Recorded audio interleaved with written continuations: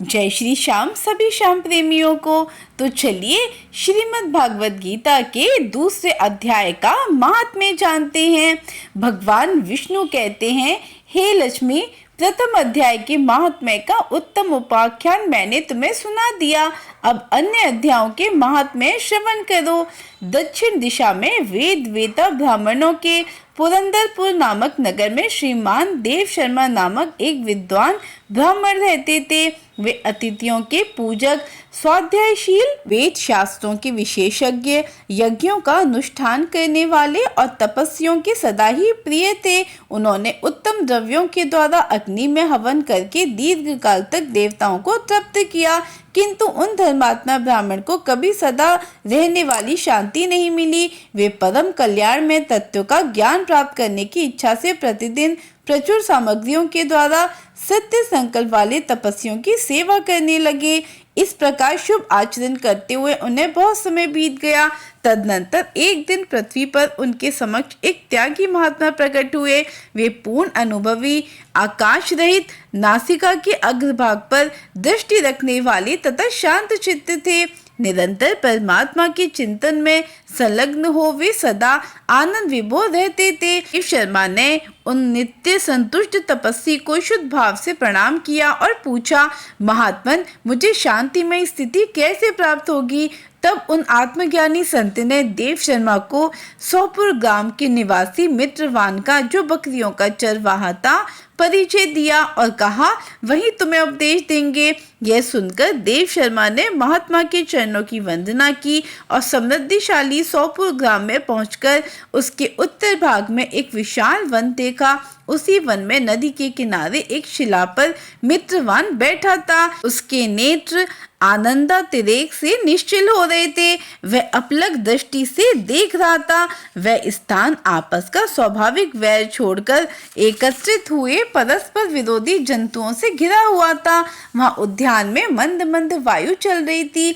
मृगों के झुंड शांत भाव से बैठे थे और मित्रवान दया से भरी हुई आनंदमयी मनोहारिणी दृष्टि से पृथ्वी पर मानो अमृत छिड़क रहा था।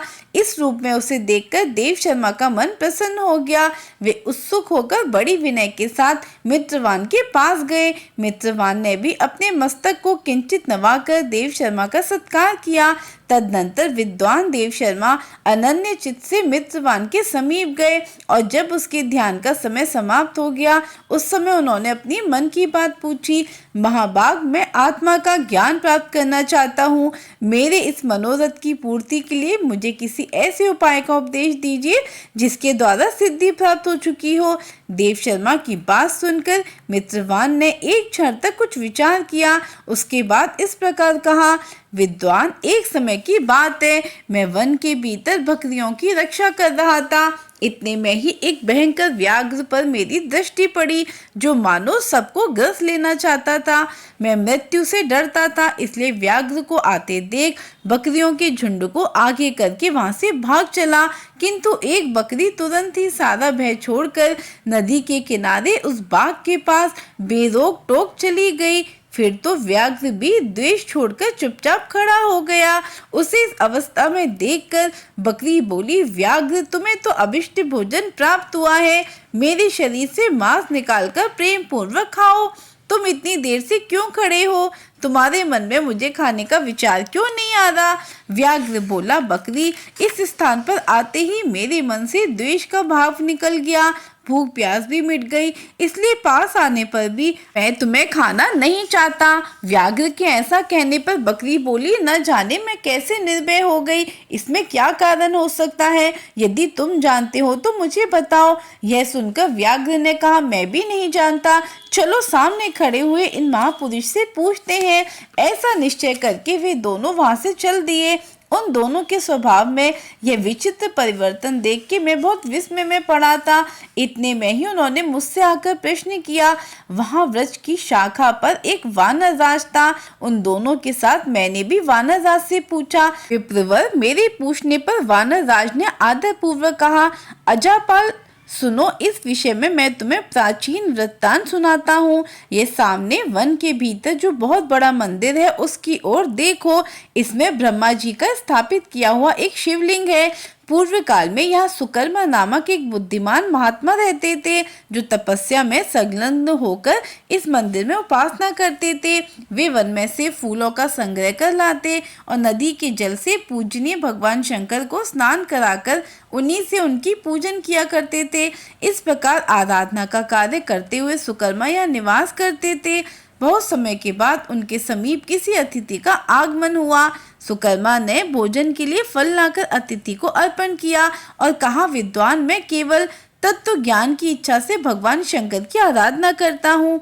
आज इस आराधना का फल परिपक्व होकर मुझे मिल गया, क्योंकि इस समय आप जैसे महापुरुष ने मुझे पर अनुग्रह किया है। सुकर्मा के मधुर वचन सुनकर तपस्या के धनी महात्मा अतिथि को बड़ी प्रसन्नता हुई। ने एक शिलाखंड पर गीता का दूसरा अध्याय लिख दिया और ब्राह्मण को उसके पाठ एवं अभ्यास के लिए आज्ञा देते हुए कहा, ब्राह्मण, इससे तुम्हारा आत्मज्ञान संबंधी मनोरथ अपने आप सफल हो जाएगा।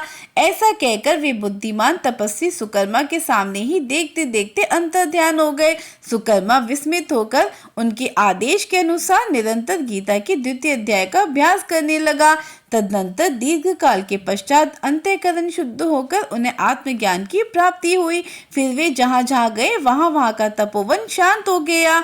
उसमें शीत, उष्ण और राग द्वेष आदि की बाधाएं दूर हो गई। नहीं उन स्थानों में भूख प्यास का कष्ट भी जाता रहा तथा भय का सर्वथा अभाव हो गया। यह सब द्वितीय अध्याय का जप करने वाली सुकर्मा ब्राह्मण की तपस्या का ही प्रभाव समझो। मित्रवान कहता है, वानर राज के ऐसे कहने पर मैं प्रसन्नता पूर्वक बकरी और बाघ के साथ उस मंदिर की ओर गया। वहां जाकर शिलाखंड पर लिखे हुए गीता के दूसरे अध्याय के मैंने देखा और पढ़ा। उसी की आवृत्ति करने से मैंने तपस्या का पार पा लिया। ते भद्र पुरुष, तुम भी सदा द्वितीय अध्याय की ही आवृत्ति किया करो। ऐसा करने पर मुक्ति तुमसे दूर नहीं रहेगी।